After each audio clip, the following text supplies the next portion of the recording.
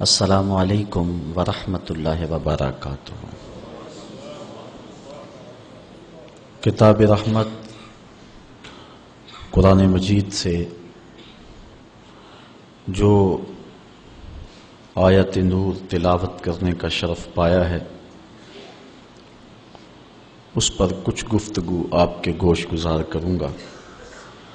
اللہ تعالی میری زبان پر کلمۃ الحق جاری فرمائے۔ اللہ تعالی جل شانہ نے ہمیں بہت سارے کام کرنے کا حکم دیا۔ نماز، روزہ، حج، زکوٰۃ، دیگر اعمال صالحہ بجا لانے کا حکم نامہ مالک کی طرف سے ہمیں پہنچا ہے۔ کچھ امور، کچھ کام ایسے ہیں کہ ہم نہیں کر سکتے،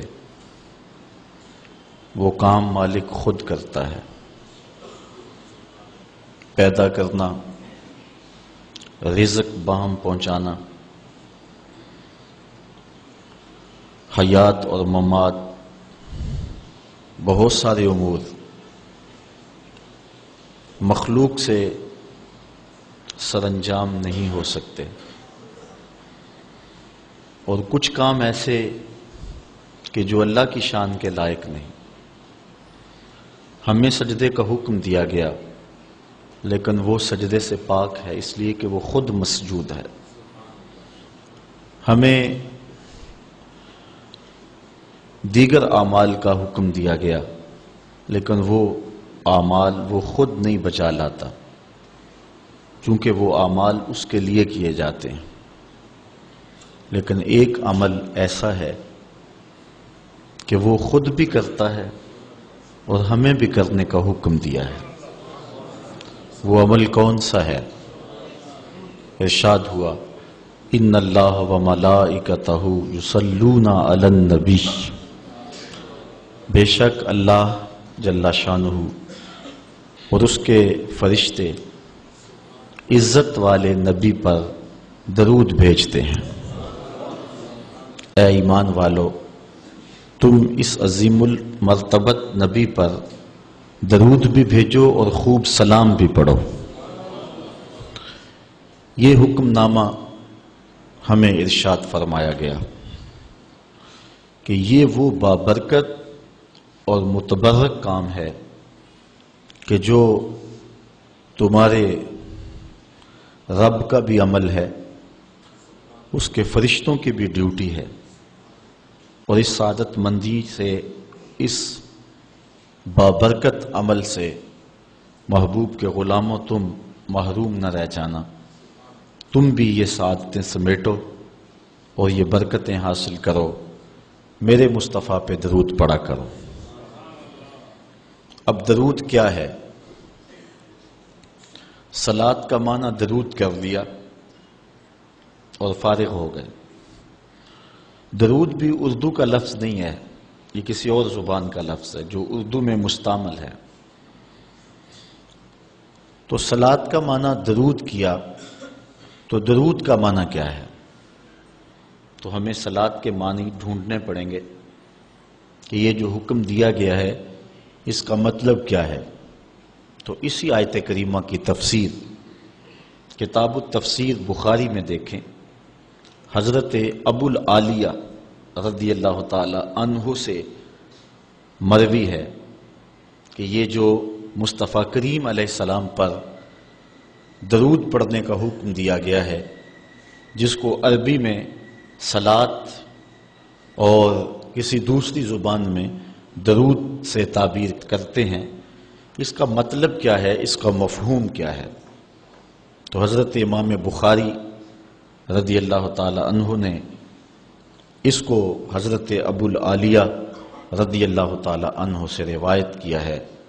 فَهِيَ مِنْهُ عَزَّ وَجَلَّ ثَنَاؤُهُ عَلَيْهِ عِنْدَ الْمَلَائِكَةِ وَتَعْظِيمُهُ، کہتے ہیں کہ صلاۃ کا یعنی درود کا مطلب جب اللہ کی طرف نسبت کر کے معنی کریں گے تو اس کا مطلب اور مفہوم یہ ہوگا کہ اللہ تعالیٰ فرشتوں کی مجمع میں محبوب کی ثنا کرتا ہے، محبوب کی تعریف فرماتا ہے، ثناؤہ علیہ عند الملائکہ و تعظیمہ، اور محبوب کی عظمت کو بیان کرتا ہے۔ تو ہر وہ عمل جس سے حضور علیہ السلام کی عظمت کو بیان کرنا مقصود ہو، ہر وہ کام جس سے حضور کی ثنا کرنا مقصود ہو، یہ صلاۃ کے درود کے زمرے میں آئے گا۔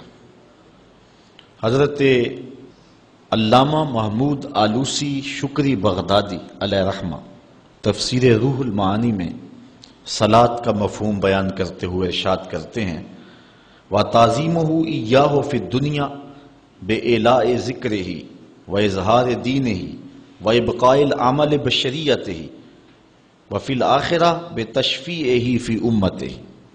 کہتے ہیں اس کا مفہوم یہ ہے کہ دنیا کے اندر حضور علیہ السلام کی عظمت کو بیان کیا جائے اس انداز سے کہ حضور کے ذکر کو بلند کیا جائے اور حضور کے دین کے ظہور و غلبے کے لیے کوشش کی جائے، وَإِبْقَاءِ الْعَمَلِ بِشَرِيعَتِهِ، اور حضور کی شریعت پر عمل کا دوام کیا جائے، وَفِي الْآخِرَةِ بِتَشْفِيعِهِ فِي أُمَّتِهِ، اور آخرت کے اندر اس کا مفہوم یہ ہے کہ حضور علیہ السلام شفاعت کے بازو کھولیں گے اور امت کو بخشوا لیں گے۔ یہ مفہوم حضرت علامہ محمود آلوسی بغدادی علیہ رحمہ بیان فرماتے ہیں۔ پہلا مفہوم میں نے حدیث سے بیان کیا، دوسرا مفسر کی رائے ہے، تیسرا لغت کا امام اس آیت کریمہ کی تشریح کیا کرتا ہے۔ حضرت ابن منظور افریقی علیہ رحمہ لسان العرب میں، جو کہ لغت کی معتبر کتاب ہے، صلاۃ کے مفہوم میں لکھتے ہیں، فَمَانَاهُ، اس کا معنی یہ ہے، عَظِّمْهُ فِي الدُّنْيَا، جب ہم اللہ کی بارگاہ میں عرض کرتے ہیں اللہم صلی علی سیدنا محمد، تو اس کا مفہوم کیا ہے، اس کا معنی کیا بنتا ہے؟ تو فرماتے ہیں فَمَانَاهُ، اس کا معنی یہ ہے، عَظِّمْهُ فِي الدُّنْيَا، اے اللہ دنیا کے اندر محبوب کی عظمت کو اور بلند کر دے۔ کیسے بلند کر دے؟ بے اعلاء ذکر ہی، کہ محبوب کے ذکر کو علو اور مرتبت اور شان و شوکت عطا کر دے، وَإِظْهَارِ دَعْوَتِهِ، اور حضور کی دعوت کو پھیلا دے اور پوری دنیا پہ غالب کر دے، وَإِبْقَاءِ شَرِيعَتِهِ، اور حضور کی شریعت کو دوام بخش دے، وَفِي الْآخِرَةِ بِتَشْفِيعِهِ فِي أُمَّتِهِ، اور آخرت کے اندر اس کا وہی مفہوم جو علامہ آلوسی بغدادی نے کیا کہ حضور علیہ السلام کو جو حق شفاعت دیا جائے گا، اس کے لیے اللہ سے دعا مانگنا، اور حضور نے خود ارشاد فرمایا کہ میرے لیے وسیلے کی دعا مانگو۔ یہ جو ہم اذان کے بعد دعا مانگتے ہیں کہ اے اللہ ہمارے آقا و مولا کو مقام وسیلہ عطا فرما، اور حضور علیہ السلام کے لیے یہ دعا مانگنا ہے، اور حضور مقام محمود پہ جلوہ فروز ہوں گے، اور وہاں حضور کو خاص کلمات دیے جائیں گے جو اس سے قبل نہ کسی نے بولے ہیں نہ اس کے بعد کوئی استعمال کرے گا، وہ حضور کو القاء کیے جائیں گے، اور ان خاص لفظوں سے حضور اللہ کی تعریف فرمائیں گے، اللہ کی حمد بولیں گے، اور اس حمد کے صلے میں اللہ تعالیٰ محبوب سے فرمائے گا، محبوب مانگتا ہے جو میں تجھے عطا کرتا ہوں۔ تو حضور کیا مانگیں گے؟ خود فرمایا کہ ہر نبی کو اللہ نے دعا کا کوٹا دیا ہے، اس نے وہ دعا دنیا پر ہی مانگ لی، لیکن میں نے اپنی دعا کو آخرت کے لیے بچا کے رکھا ہے، اور وہ کیا ہے کہ میں گناہ گاروں کی شفاعت کے لیے اللہ کے حضور عرض کروں گا۔ یہاں امام اہل محبت امام احمد رضا خان فاضل بریلوی کا انداز دیکھیے، پیش حق مجدہ شفاعت کا سناتے جائیں گے، آپ روتے جائیں گے ہم کو ہنساتے جائیں گے، وسعتیں دی ہیں خدا نے دامن محبوب کو، جرم کھلتے جائیں گے اور وہ چھپاتے جائیں گے۔ جب دامن شفاعت کھولیں گے تو بڑے بڑے گناہگار اس شفاعت کی پناہ میں آ جائیں گے، بلکہ شفاعت کا جب دامن کھلے گا تو نیکوکار بھی گناہگاروں کی صفوں میں شامل ہونے کی کوشش کریں گے کہ ہم حضور کی شفاعت کے حقدار بن جائیں۔ وہ کسی نے کسی موقع پہ اپنے ذوق میں اور اپنی لے میں پڑھا کہ وہ اپنا مقدمہ کیسے ہار سکتا ہے جس کے حضور وکیل ہوں، تو لوگوں نے داد دی۔ میں بھی اس مجمع میں بیٹھا تھا، بہت پرانی بات ہے، تو میں نے اس زمانے میں اس کو ٹوک دیا، روک دیا۔ میں نے کہا نہ، یوں نہ کہو، حضور ہمارے وکیل ہیں، لیکن وکیل نگہبان کے معنی میں، لیکن تم بات مقدمے کی کر رہے ہو، مقدمے والے وکیل ایڈوکیٹ کے معنی میں نہیں ہے۔ چونکہ جو وکیل ہوتا ہے وہ جج کو کہتا ہے صاحب میرے موکل نے یہ جرم نہیں کیا لہٰذا چھوڑ دیں، اگر جرم ثابت ہو جائے تو پھر سزا پکی ہوتی ہے۔ تو جو وکیل ہوتا ہے وہ یہ ثابت کرتا ہے کہ میرے موکل نے جرم نہیں کیا لہٰذا چھوڑا جائے۔ حضور ہمارے وکیل نہیں ہیں، ہمارے شفیع ہیں۔ وکیل کہتا ہے جرم نہیں کیا چھوڑ دے، اور شفیع کہتا ہے سب کچھ کیا ہے میرا آنا دیکھ لے۔ حضور وکالت نہیں فرمائیں گے، حضور شفاعت فرمائیں گے، اور حضور کی شفاعت سے بڑے بڑے گناہگاروں کو نجات ملے گی۔ شفاعتی لأہل الکبائر من امتی، حضور فرماتے ہیں کہ میں امت کے بڑے بڑے گناہگاروں کی سفارش کروں گا۔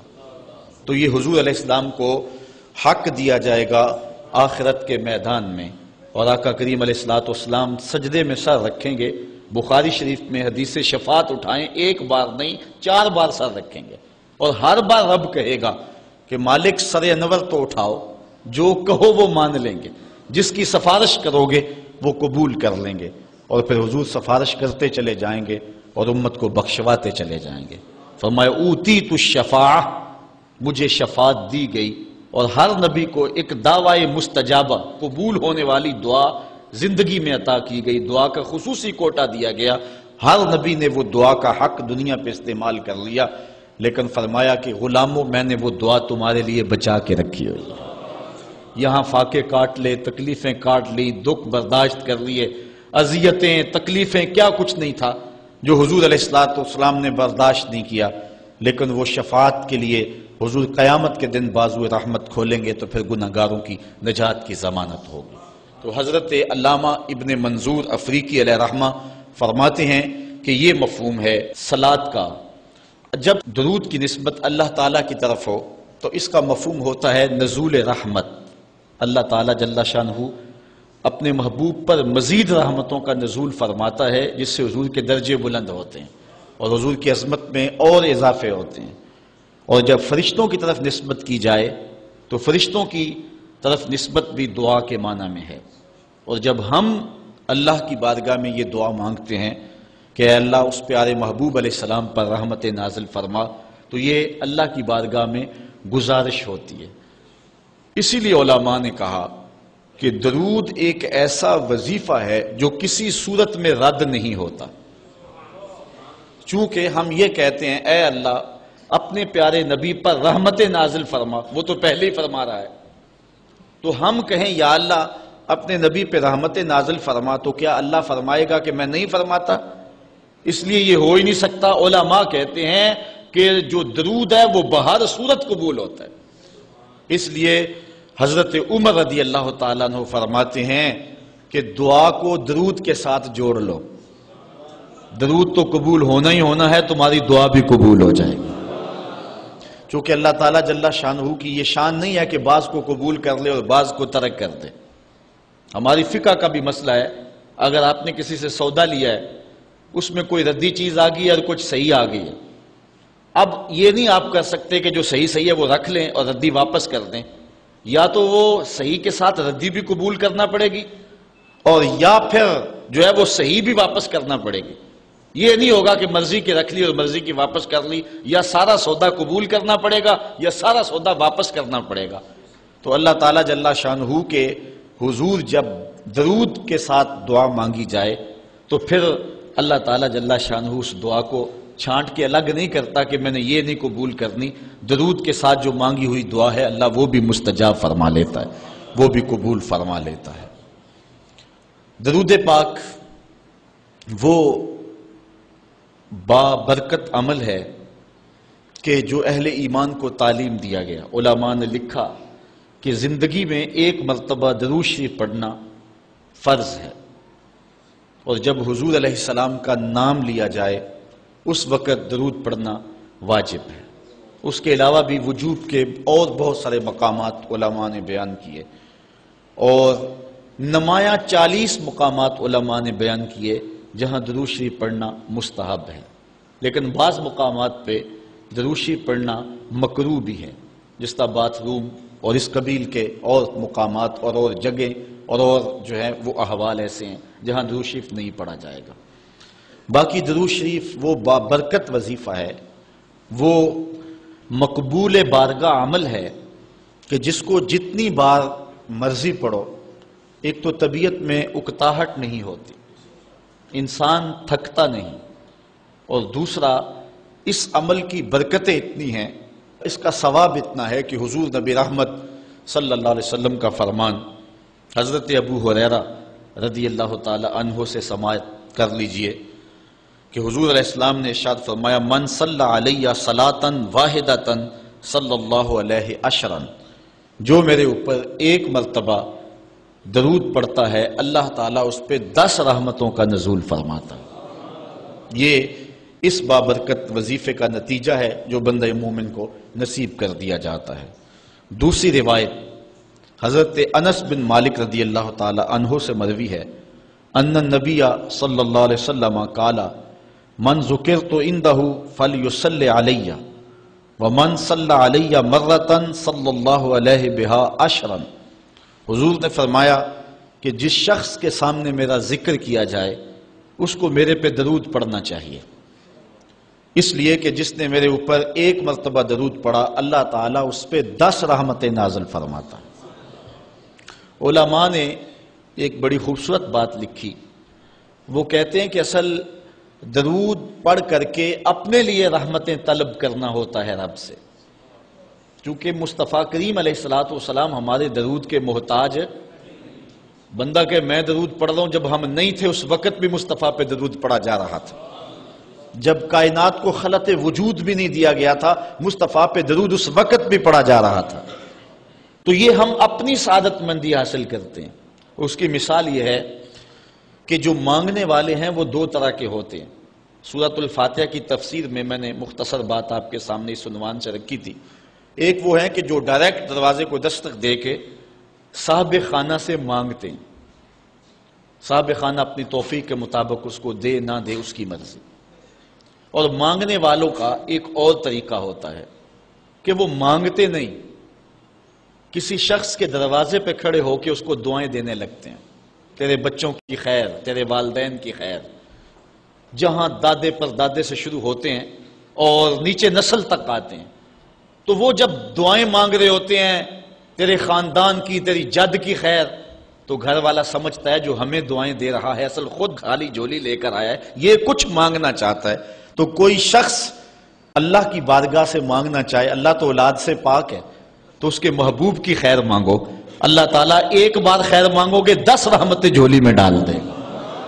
تو یہ مانگنے کا ایک مہذب طریقہ ہے جو اہل ایمان مانگتے ہیں۔ اس لیے اگر سارے وظیفے چھوڑ کے صرف درود پڑھا جائے تو یہ کیسا عمل ہے۔ حضرت ابی بن کعب رضی اللہ تعالیٰ عنہ سے مروی روایت ابھی آ رہی ہے، آپ دیکھیں گے کہ یہ کتنا بابرکت وظیفہ ہے جس کی تعلیم حضور ارشاد فرما رہے ہیں۔ حضور علیہ السلام کا ایک اور فرمان سنیے جس کو امام طبرانی نے اپنی موجم میں روایت کیا ہے۔ حضور نے ارشاد فرمایا من صلی علیہ صلاۃ واحدۃ صلی اللہ علیہ عشرا، جو میرے اوپر ایک مرتبہ درود پڑھتا ہے رب تعالیٰ اس پر 10 رحمتیں نازل کرتا ہے۔ ومن صلی علیہ عشرا صلی اللہ علیہ مئۃ، اور جو میرے اوپر 10 مرتبہ درود پڑھتا ہے اللہ تعالیٰ اس پہ 100 رحمتیں نازل فرماتا ہے۔ ومن صلی علیہ مئۃ کتب اللہ بین عینیہ براۃ من النفاق وبراۃ من النار، اور جو شخص میرے اوپر 100 مرتبہ درود پڑھتا ہے اس کی 2 آنکھوں کے درمیان لکھ دیا جاتا ہے یہ بندہ منافق بھی نہیں ہے دوزخی بھی نہیں ہے، یہ نہ منافق ہے اور نہ دوزخی ہے، نفاق سے اور دوزخ سے بری لکھ دیا جاتا ہے۔ وَأَسْكَنَهُ اللَّهُ يَوْمَ الْقِيَامَةِ مَعَ الشُّهَدَاءِ، اور اللہ تعالیٰ جل شانہ قیامت کے دن جس مرتبے پر شہداء کو ٹھہرائے گا اسی مقام پہ درود پڑھنے والوں کو ٹھہرائے گا۔ یہ ثواب ہے اس شخص کے لیے کہ جو حضور پر کثرت کے ساتھ درود پڑھتا ہے۔ حضرت عبد الرحمن بن عوف رضی اللہ تعالی عنہ سے ایک روایت سنیے۔ فرماتے ہیں، یہ عشرہ مبشرہ سے ہیں، جلیل القدر صحابی ہیں، اور صحابہ میں سب سے زیادہ امیر صحابی بھی یہی ہیں۔ 1,44,000 صحابہ میں سب سے امیر ترین صحابی حضرت عبد الرحمن ابن عوف رضی اللہ تعالی عنہ ہیں۔ آپ فرماتے ہیں کہ خرج رسول اللہ صلی اللہ علیہ وسلم فاتبعته حتى دخل نخلا فسجد فاطال السجود حتى خفت او خشیت ان يكون الله قد توفاه او قبضه۔ کہتے ہیں ایک دن حضور گھر سے باہر تشریف فرما ہوئے، مسجد نبوی سے نکلے تو میں بھی حضور کے پیچھے پیچھے چل پڑا۔ حضور علیہ السلام کے تتبع میں، حضور کی اتباع میں میں بھی حضور کے پیچھے چل پڑا۔ حتی داخل نخلا، یہاں تک کہ کھجوروں کے ایک باغ میں حضور تشریف فرما ہو گئے۔ میں بھی اس باغ میں حضور کے پیچھے چلا۔ میں نے کیا دیکھا؟ فسجدہ، حضور نے سجدہ فرمایا۔ فاطال السجود، اور سجدہ اتنا لمبا تھا۔ حتی خفت او خشیت ان یکون اللہ قد توفی او قبضہ، مجھے ڈر لگا کہ حضور علیہ السلام کا وصال ہو گیا، کہ حضور نے سر انور رکھا سجدے میں، پھر اٹھا ہی نہیں رہے تھے، تو میں ڈرا اس بات سے کہ کہیں حضور کا وصال نہ ہو گیا ہو، حضور علیہ السلام اس دار فانی سے کوچ نہ کر گئے ہوں۔ تو کہتے ہیں کہ کالا فجیت انظر فرفع راسہ، میں دیکھ ہی رہا تھا کہ اچانک حضور نے سر انور اٹھا لیا۔ فقال مالک یا عبد الرحمن، تو میرا رنگ اڑا ہوا تھا، میری طبیعت کے اوپر ایک عجیب کیفیت تھی۔ حضور نے سر اٹھایا اور مجھے اس حالت میں دیکھا، کہا کہ اے عبد الرحمن تجھے کیا ہو گیا؟ میں نے کہا فذکرت ذالک لہ، جو مجھے ہوا تھا میں نے وہ بتا دیا۔ میں تو ڈر گیا تھا، چونکہ صحابہ کی زندگی ہی تو حضور کے نام سے تھی، اور آقا کریم کی زندگی کے ساتھ اور حضور کی حیات کے ساتھ ہی تو وہ جیتے تھے بلکہ اڑتے تھے۔ اور صحابہ رضوان اللہ علیہ مجمعین کے لیے سب سے مشکل وقت حضور علیہ السلام کی وفات کا وقت تھا، ان سے برداشت نہیں ہوتا تھا۔ آپ نے پڑھا ہوگا، سیر میں علماء سے سنا ہوگا، حضرت عمر نے تلوار نکال لی تھی حضور کے وصال پر، کوئی کہے تو صحیح حضور کا وصال ہو گیا، میں گردن کاٹ دوں گا۔ روتے تھے، عجیب کیفیت تھی۔ حضرت ابوبکر صدیق نے ہاتھ آگے کیا، لیکن حضرت عمر جو ہیں وہ ان کی بات بھی سننے کے لیے تیار نہیں تھے۔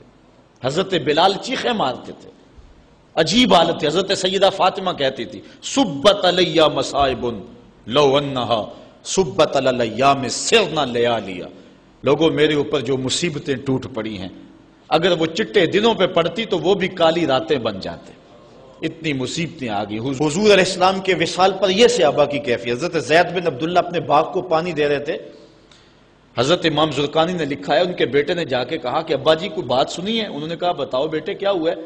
کہا حضور کا وصال ہو گیا۔ تو حضرت زید نے یوں ہاتھ اٹھائے اور سنو انہوں نے کیا کہا، اللہم اذہب بصری حتی لا ارا بعد حبیبی محمد احدا، اے اللہ مجھے اندھا کر دے، مجھے نابینا کر دے۔ آنکھوں کے چراغ روشن اس لیے تھے کہ تیرے رسول کو دیکھتا تھا، اب حضور اگر اس دنیا سے چلے گئے تو میں نے آنکھوں کی چراغ کیا کرنے؟ تو اللہ تعالیٰ نے ان کی دعا قبول فرما لی اور وہ فوراً نابینا ہو گئے۔ کسی نے بعد میں ان کے پاس جا کر افسوس کیا کہ تمہاری آنکھوں کی بینائی جاتی رہی ہے، بڑا افسوس ہوا ہے۔ وہ فرمانے لگے تمہیں ہوا ہوگا، مجھے تو کوئی نہیں ہوا، میں تو حضور کے بغیر کسی کو دیکھنا ہی نہیں چاہتا۔ اور اعلیٰ حضرت فرماتے ہیں کون نظروں پہ چڑھے دیکھ کے تلوا تیرا، جس نے آپ کو دیکھا پھر وہ کسی کو جو ہے وہ اور کیوں دیکھے؟ تو یہ صحابہ کی کیفیت تھی۔ بلکہ غدابہ نامی اونٹنی جس پہ حضور سواری کیا کرتے تھے، کتب میں آتا ہے، صحیح روایات ہیں، وہ حضرت فاطمہ زہرا کی دہلیز پر سر رکھ کے رویا کرتی تھی، اور وہ یافور نامی دراز گوش جس پہ حضور سواری کیا کرتے تھے، جس کو ہم اپنی زبان میں گدھا کہہ لیتے ہیں لیکن نسبت رسول سے ہوگی تو پھر اس کو دراز گوش کہیں گے، تو وہ قبیلہ بنو سلیم کے کنویں میں چھلانگ لگا کے مر گیا کہ جب حضور چلے گئے ہیں تو ہم نے جی کے کیا لینا۔ یہ کیفیت جانوروں کی تھی۔ اللہ اکبر۔ تو حضور کی جدائی کا صدمہ کون برداشت کرے؟ آپ نے سنا نہیں کہ استن حنانہ حضور کے فراق میں کیسے تڑپ تڑپ کے روتا تھا؟ صحاح میں روایت ہے لگتا تھا جس طرح پھٹ جائے گا، اور آقا کریم ممبر سے نیچے اترے اور آقا نے اس کو دونوں ہاتھوں میں لیا، پھر تسلی دی، اور ایسے لگا جس طرح کہ بچھڑا ہوا بچہ ماں کی گود میں آ جائے تو اس کی گگھی بن جاتی ہے، یہ کیفیت ہوئی۔ پھر حضور ممبر پہ جلوہ فراز ہوئے اور صحابہ سے مخاطب ہو کے کہا لو لم افعل ھکذا لھن الی یوم القیامہ، اگر میں اپنے عاشق زار کو ممبر سے اتر کے یوں تسلی نہ دیتا تو یہ لکڑی کا ستون قیامت تک روتا ہی رہتا۔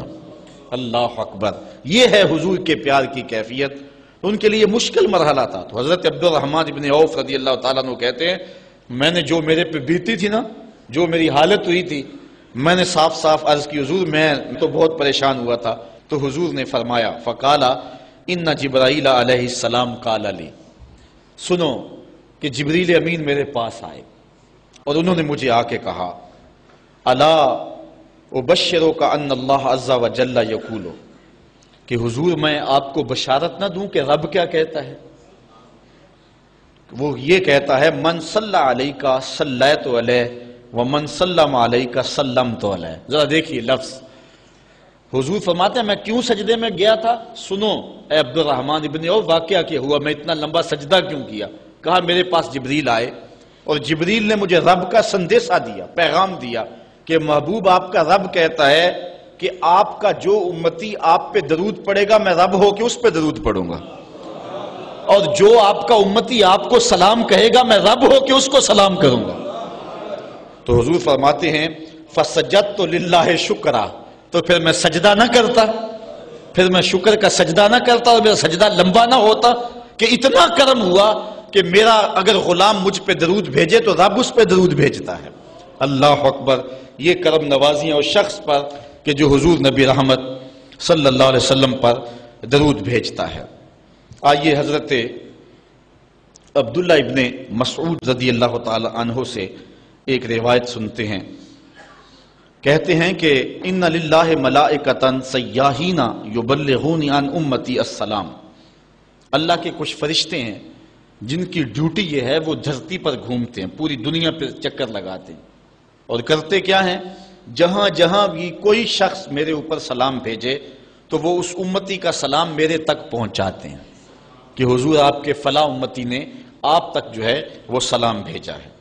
اور دوسری روایت حضرت حسن رضی اللہ تعالیٰ عنہ اپنے باپ حضرت علی المرتضیٰ سے روایت کرتے ہیں کہ حضور علیہ السلام نے ارشاد فرمایا حیث ما کنتم فصلوا علی فإن صلاتکم تبلغنی، فرمایا علی جہاں بھی رہو میرے اوپر سلام پڑھا کرو، تمہارا سلام مجھے پہنچتا ہے، جہاں بھی رہو میرے اوپر سلام پڑھنے کو عمل کو نہ چھوڑنا۔ قیامت کے دن حضور علیہ السلام کی سب سے زیادہ قربت کس شخص کو نصیب ہوگی؟ تو وہ روایت ہے حضرت عبداللہ ابن مسعود رضی اللہ تعالی عنہ سے کہ حضور نے فرمایا ان اول الناس بی یوم القیامہ اکثرہم علی صلاۃ، قیامت کے دن میرا سب سے زیادہ قریبی شخص وہ ہوگا کہ جو میرے اوپر کثرت کے ساتھ درود پڑھا کرتا ہے۔ حضرت ابی بن کعب رضی اللہ تعالیٰ عنہ کی وہی روایت جو میں نے جس کا اشارہ دیا، روایت کرتے ہیں کان رسول اللہ صلی اللہ علیہ وسلم اذا ذهب ربع اللیل قام فقال یا ایھا الناس اذکروا اللہ جاءت الراجفہ تتبع الرادفہ جاء الموت بما فیہ جاء الموت بما فیہ۔ کہتے ہیں کہ حضور علیہ الصلوۃ والسلام جب رات کا چوتھائی حصہ باقی رہ گیا تو آقا کریم علیہ السلام نے لوگوں کو بیدار کیا، لوگوں کو جگایا کہ اٹھو اللہ کا ذکر کرو، قیامت آنے والی ہے، موت آنے والی ہے۔ حضور نے صحابہ کو بیدار کیا۔ قال ابی بن کعب رضی اللہ تعالیٰ عنہ، حضرت ابی بن کعب رضی اللہ تعالیٰ عنہ فرماتے ہیں یہ جلیل القدر سے آبی ہیں اور حضور علیہ الصلوۃ والسلام ان سے قرآن سنا کرتے تھے، بلکہ ایک دن حضور گزر رہے تھے، حضرت ابی بن کعب رضی اللہ تعالیٰ عنہ تلاوت کر رہے تھے، حضور رک کے سننے لگے۔ اگلے دن ملاقات ہوئی تو فرمایا ابی میں گزر رہا تھا، تو تلاوت کر رہا تھا اور میں سنتا رہا۔ تو حضرت ابی نے کہا حضور اگر مجھے پتہ چل جاتا نا کہ آپ سن رہے ہیں تو میں اور سوار کے پڑھتا۔ محدثین شارحین لکھتے ہیں کسی کے دکھلاوے کے لیے قرآن سوار کے پڑھنا ریاکاری ہے، لیکن اگر حضور کے دکھلاوے کے لیے پڑھا جائے یہ ریاکاری نہیں ہے، یہ عین دین ہے۔ تو حضرت ابی بن کعب رضی اللہ تعالی عنہ کہتے ہیں کہ میں نے حضور کی خدمت میں عرض کی، فقل تو میں نے عرض کی یا رسول اللہ صلی اللہ علیہ وسلم، میں آپ پر بہت زیادہ درود شریف پڑھتا ہوں، فکم اجعل لک من صلاتی، تو مجھے بتا دیں کہ میں آپ پہ کتنا وقت درود پڑھا کروں؟ قال ما شئت، کہا جتنا تو پڑھ سکتا ہے، جتنا تیرے پاس وقت ہے، جتنی تیری مرضی ہے، میں کوئی مقرر نہیں کرتا۔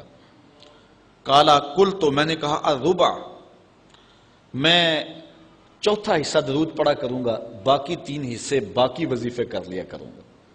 قال ما شئت، حضور نے فرمایا تیری مرضی، وَإِن زِدْتَ فَهُوَ خَيْرٌ لَكَ، لیکن اگر درود زیادہ پڑھے نا تو تیرے لیے ہوگا بہتر۔ ویسے تو اگر چوتھا حصہ پڑھے، باقی 3 حصے باقی وظیفے پڑھ لے، لیکن اگر ایسا کرے تو تیرے لیے بہتر ہوگا، زیادہ اگر پڑھ لے۔ قال کہتے ہیں فقل، تو میں نے کہا فثلثین، میں 2/3 پڑھ لیا کروں گا۔ قال ما شئت، فرمایا جس طرح تیری مرضی، فَإِن زِدْتَ فَهُوَ خَيْرٌ لَكَ، لیکن اگر تو درود کو زیادہ کر لے تو یہ تیرے لیے بہتر ہوگا۔ قلت النصف، میں نے عرض کی حضور میں آدھا وقت درود پڑھ لیا کروں گا، باقی آدھا وقت دیگر وظائف پڑھ لیا کروں گا۔ قلت، جب میں نے یہ بات کہی تو حضور نے فرمایا ما شئت، جو تیری مرضی، جو تیرے دل میں آئے، وَإِن زِدْتَ فَهُوَ خَيْرٌ لَكَ، لیکن اگر تو درود کو اور زیادہ کر دے تو تیرے لیے ہے بہتر۔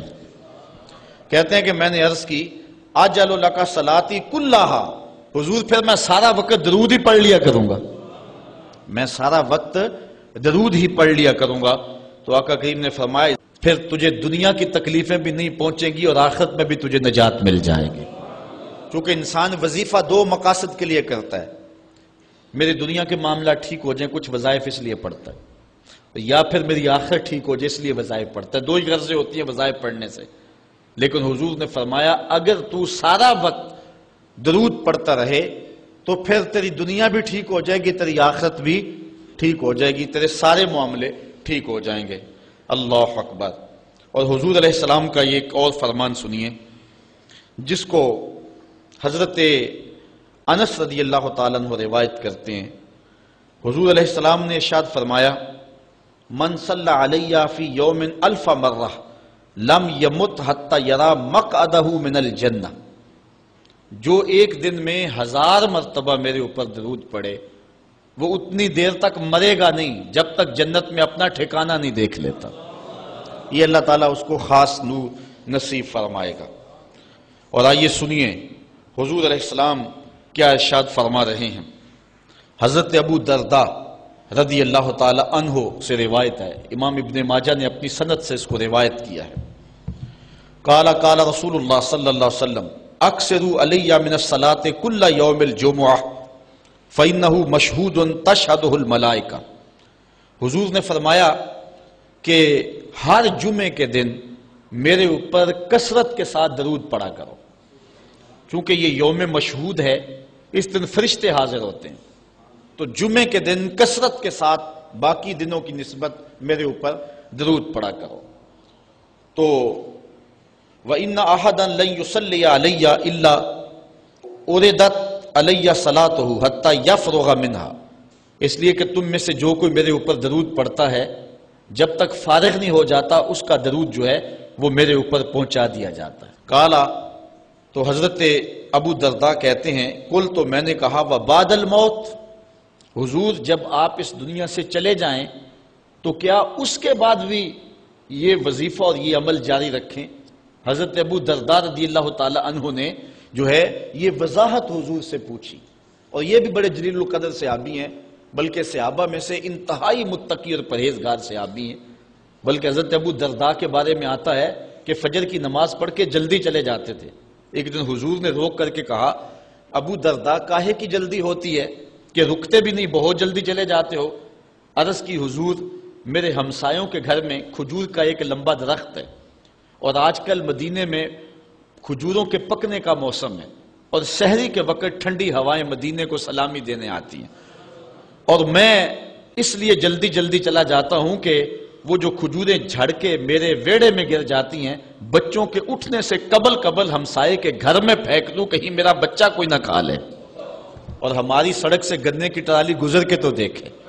یہ دیکھیے حضور علیہ السلام کے صحابی کا عمل اور ان کی زندگی کے معمولات. یہ ہے حضرت ابو درداء رضی اللہ تعالیٰ عنہ.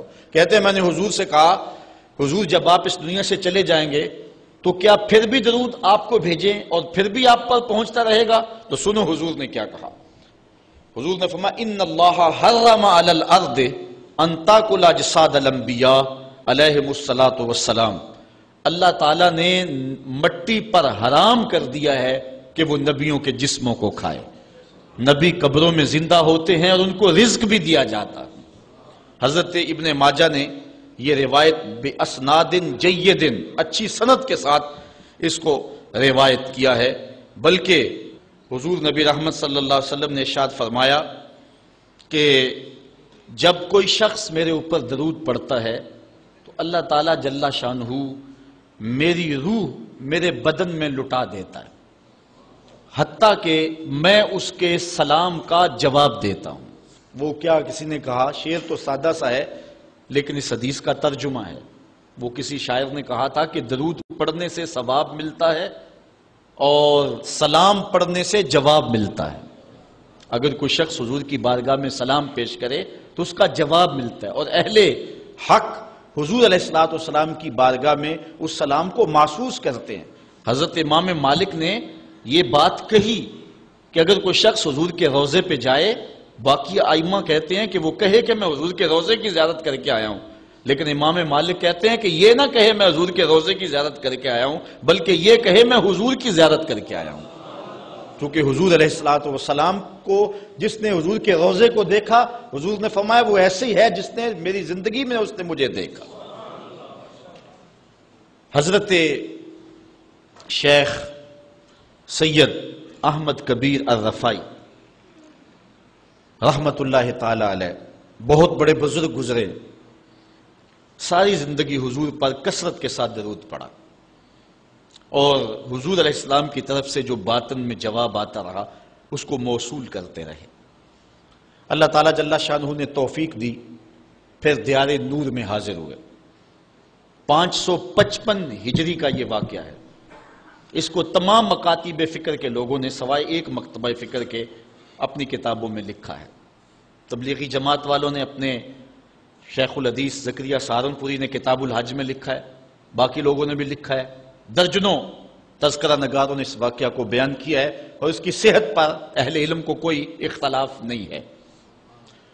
555 ہجری کی بات ہے کہ وہ حضور کے روضے پہ بنفس نفیس حاضر ہوئے اور حاضر ہو کے انہوں نے جو حضور کی بارگاہ میں عرض کی، چونکہ سید تھے، حضور کی اولاد تھی، کہا کہ حضور ساری زندگی میری روح سلام لے کے آپ کی خدمت میں حاضر ہوتی تھی اور آپ کا روحانی جواب وصول کرتی تھی. آج آپ کا بیٹا بنفس نفیس خود حاضر ہو گیا، آج میں روحانی جواب نہیں لوں گا. اور حضور کے روضے کے سامنے کھڑے ہو گئے اور ادب سے سلام پیش کیا. پھر کیا ہوا، 70,000 لوگ مسجد نبوی میں موجود تھے جنہوں نے دیکھا حضور نے دست انور روضہ انور سے باہر نکال دیا. اور حضرت شیخ سید رفائی رحمت اللہ تعالی علیہ نے حضور کے دست کرم کا بوسہ لیا. حضرت غوث اعظم شیخ عبد القادر جیلانی علیہ رحمہ فرماتے ہیں اتفاق سے اس دن میں بھی موجود تھا اور کہتے ہیں کہ حضرت امام رفائی کے صدقے سے حضور کے دست اقدس کی زیارت میں نے بھی کر لی. اللہ اکبر. یہ حضور علیہ السلام کا شفقت فرمانا ہے ان لوگوں پر جو حضور علیہ السلام پر کثرت کے ساتھ درود پڑھتے ہیں. جن لوگوں نے حضور علیہ السلام کے اوپر درود پڑھنا معمول بنایا ہے، یہ موضوع اپنے دامن میں بڑی وسعت رکھتا ہے، ان پر بڑے بڑے کرم ہوئے.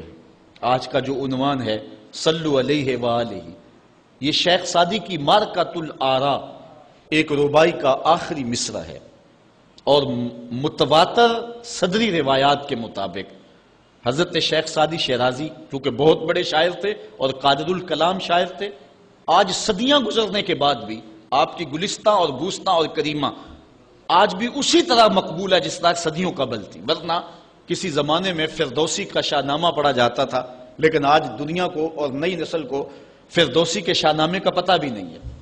لیکن کوئی بھی فارسی مذاق رکھنے والا ہو وہ شیخ سعدی سے ناآشنا نہیں ہو سکتا۔ ان کو جو مقبولیت تامہ ملی ہے، ایسے قادر الکلام شاعر کہ جس عنوان پر بھی آتے حد کرتے چلے جاتے۔ حضرت شیخ سعدی شیرازی اگر حضور کی مدح میں قلم اٹھاتے ہیں تو ان کا اسلوب بڑا خوبصورت ہے۔ کریم السجایا جمیل الشیم نبی البرایا شفیع الامم، زباں تا بود در دہاں جائے گیر ثنائے محمد بود دل پذیر، حبیب خدا اشرف انبیاء۔ اگر لکھتے ہیں تو حد کرتے چلے جاتے ہیں۔ اب انہوں نے حضور کا قصیدہ لکھنا شروع کیا، اور کیا لکھتے ہیں؟ بالغ العلا بکمالہ۔ اس کا معنی ہے کہ آپ اپنے کمال کی وجہ سے بلندیوں تک پہنچے۔ کشف الدجا بجمالہ، اور آپ کے چراغ حسن نے اندھیروں کو دور کر دیا۔ حسنت جمیع خصالہ، اور آپ کی ساری خوبیاں با کمال ہیں۔ ربائی کو ربائی اس لیے کہتے ہیں کہ وہ 4 اشعار پر مشتمل ہوتی ہے۔ اب 3 اشعار کے اندر بھی جو ہے وہ مضمون تھا، وہ مکمل ہو گیا، اور انسان جب مضمون کو مکمل کر لے تو اس وقت پھر نیا جملہ لانا اس کے لیے مسئلہ بن جاتا ہے کہ آگے لکھے تو کیا لکھے، مضمون تو مکمل ہو گیا۔ اب یہاں کیا تھا؟ بالغ العلا بکمالہ کشف الدجا بجمالہ حسنت جمیع۔ اگر اس کا معنی ذہن میں ملحوظ رکھیں تو آگے جو چوتھا جملہ ہے اس پہ آپ کو لطف آئے گا۔ بالغ العلا بکمالہ، وہ اپنے کمال سے، اپنی طاقت پرواز سے، اپنی قوتوں سے، اللہ کی دی ہوئی عطا سے وہاں تک پہنچے جہاں تصور بھی نہیں پہنچ سکتا۔ کشف الدجا بجمالہ، ان کے جمال نے کائنات میں اجالے پھیلا دیے، روشنیاں کر دی، اندھیرے چھٹ گئے۔ پھر آخر میں حسنت جمیع خصالہ، کیا بتائیں، ان کی ہر خوبی، ہر خو و خصلت ہی اچھی ہے۔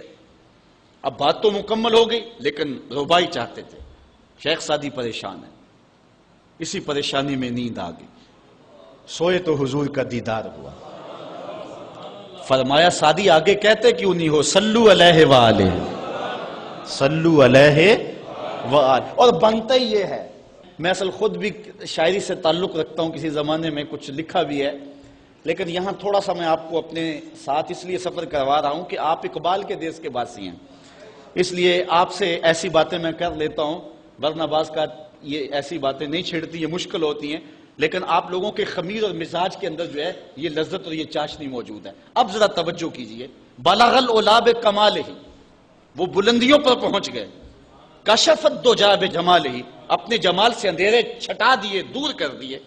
حسنت جمیع خصالہ، کیا بتائیں، ان کی ہر خوبی ہی با کمال ہے۔ تو جب ہر خوبی با کمال ہے تو پھر جی نہیں چاہتا کہ پڑھو صلو علیہ وآلہ، یعنی پھر دل اچھلتا ہے، روح پکارتی ہے، جو اتنی خوبیوں کا منبع و مصدر ہے، اتنے کمالات کا جامع ہے، جس کے دم سے اندھیرے چھٹ گئے، جس کے دم سے کائنات میں اجالے پھیل گئے، تو پھر کیوں جی نہیں چاہتا کہ اس نبی پر درود پڑھا جائے؟ صلو علیہ وآلہ، آؤ اس نبی پہ درود پڑھو، اس نبی پہ سلام پڑھو، اس نبی پہ بھی درود پڑھو، اس کی آل پہ بھی درود پڑھو۔ بالغ العلا بکمالہ کشف الدجا بجمالہ حسنت جمیع خصالہ صلو علیہ وآلہ۔ میں درود شریف کے عنوان سے اپنی گفتگو کو ختم کروں اور امام بوصیری کا ذکر نہ کروں تو یہ ناانصافی ہوگی۔ حضرت امام بوصیری فالج زدہ ہیں، ساری زندگی بادشاہوں کے قصیدے لکھے ہیں، ساری زندگی بادشاہوں کی کہانیاں بیان کی ہیں، ان سے اعزازات پائے ہیں، تکریمات پائی ہیں، لیکن عمر کا آخری حصہ آیا، جسم فالج زدہ ہو گیا، سارے چھوڑ گئے۔ تنہائی، بیماری اور غربت، یہ 3 چیزیں اگر اکٹھی ہو جائیں تو ان کو کاٹنا بڑی قیامت ہوتی ہے۔ تنہائی، غربت اور بیماری، یہ تینوں اکٹھی آ گئی حضرت امام بوصیری پہ۔ صحت مند کے سارے گاہک ہوتے ہیں، بیمار پڑ گئے تو کوئی پوچھتا ہی نہیں ہے۔ ایک دن خیال آیا، ساری زندگی شہنشاہوں کے قصیدے لکھے، آج اس کا قصیدہ نہ لکھوں جو کائنات کا دولہ ہے۔ اللہ اکبر، قلم پکڑا، پھر حضور کا قصیدہ لکھا۔ یہ قصیدہ بردہ شریف مکمل کیا۔ رات ہوئی، حضرت امام بوصیری سوئے، آقا کریم علیہ السلام تشریف لائے، اور یہ بات ذہن میں رکھیں، حضور نے ارشاد فرمایا، من رآنی فی المنام فقد رآنی فإن الشیطان لا یتمثل بی۔ یہ ابن ماجہ میں 6 طرق سے روایت مروی ہے، ویسے بخاری دیگر کتابوں میں بھی ہے، لیکن ابن ماجہ حجم کے اعتبار سے چھوٹی کتاب ہے، اس میں بھی 6 مرتبہ یہ روایت ہے، باقیوں میں تو بہت مرتبہ یہ روایت آئی ہے۔ ابن ماجہ میں 6 طرق سے یہ روایت ہے۔ حضور نے فرمایا جس نے مجھے خواب میں دیکھا اس نے مجھے ہی دیکھا، شیطان خواب میں آ کر بھی میری مثل ہونے کا دعویٰ نہیں کر سکتا۔ اچھا دوسری بات، جس نے حضور کو دیکھا اس نے حضور کو دیکھا، اور جس نے حضور کو دیکھا حضور اس کے خواب میں قصد، ارادے اور مرضی سے آئے۔ میں کسی کے خواب میں جاؤں، آپ کسی کے خواب میں آئیں، نہ آپ کو پتا ہوتا ہے نہ مجھے پتا ہوتا، مجلس سجی ہے، میں گفتگو کر رہا ہوں، اٹھ کے آپ چلے جائیں گے، جا کے سو جائیں، میں خواب میں دوبارہ گفتگو کرتا ہوا پایا جاؤں، مجھے آپ اٹھ کے فون کرے جناب آج خواب میں آئے تھے، تو مجھے تو نہیں پتا ہوگا، یا آپ کو میں دیکھ لوں دوبارہ تو آپ کو علم نہیں ہوگا۔ لیکن حضور جس کے خواب میں جائیں قصد، ارادے اور مرضی سے جاتے ہیں۔ تیسری بات، خواب میں کسی کو کچھ کوئی دے تو وہ محض خواب ہوتا ہے۔ لاٹری نکل آئی، کروڑ پتی بن گیا، صبح اٹھیں گے تو کروڑ پتی ہوں گے یا کنگال ہوں گے؟ وہ کیا کسی نے کہا تھا 100 بار میرے ہاتھوں میں تیرا دامن آیا، جب آنکھ کھلی تو اپنا ہی گریباں تھا۔ کچھ نہیں ہوتا، خواب خواب ہوتا ہے۔ لیکن حضور کو اگر کوئی خواب میں دیکھے اور حضور کچھ عنایت کریں تو وہ محض خواب نہیں ہوتا۔ حضرت شاہ ولی اللہ محدث دہلوی فرماتے ہیں میرے والد شاہ عبد الرحیم نے خواب میں انہوں نے حضور کو دیکھا تو آقا کریم علیہ السلام نے اپنے 2 منہ مبارک ان کو عطا کیے۔ کہتے ہیں جب اٹھے تو دیکھا کہ منہ مبارک نہیں تھے، تو پھر ان کی کیفیت وہی ہو گئی اور پھر حضور خواب میں ملے، فرمایا کہ ہم نے تیرے سرہانے کے نیچے رکھ دیے۔ تو کہتے ہیں کہ وہ 2 بال حضرت شاہ ولی اللہ محدث دہلوی فرماتے ہیں ان کی علامت یہ تھی کہ وہ صندوق میں ہم رکھتے تھے، جب اس کو دھوپ میں لے کے نکلتے بدلی سایہ کیا کرتی تھی، اور فرماتے ہیں کہ جب وراثت تقسیم ہوئی تو 1 بال میرے حصے میں آیا، حضور کا منہ انور، حضور کا منہ مبارک۔ تو جس نے حضور کو خواب میں دیکھا حضور کو ہی دیکھا، حضور قصد سے آئے، جو دیا حقیقت میں دیا۔ اور چوتھی بات، وہ بخاری کی روایت ہے، حضور فرمایا من رآنی فی المنام فسیرانی فی الیقظہ، جس نے مجھے خواب میں دیکھا ان قریب جاگتے بھی دیکھ لے گا۔ شارحین لکھتے ہیں ساری زندگی نہ دیکھ سکا، جب روح نکل رہی ہوگی رخ محبوب سامنے ہوگا، اور اگر اس وقت حضور کا دیدار ہو جائے تو اور چاہیے بھی کیا، سوکھا نکلے سا ظہوری جے ویخ لواں مکھ تیرا، اگر اس وقت حضور کا دیدار ہو جائے تو اور کیا چاہیے۔ تو حضرت امام بوصیری کہتے ہیں کہ میں سویا مقدر جاگا، حضور تشریف لائے، فرمایا بوصیری جو قصیدہ لکھا ہے وہ سناؤ تو صحیح۔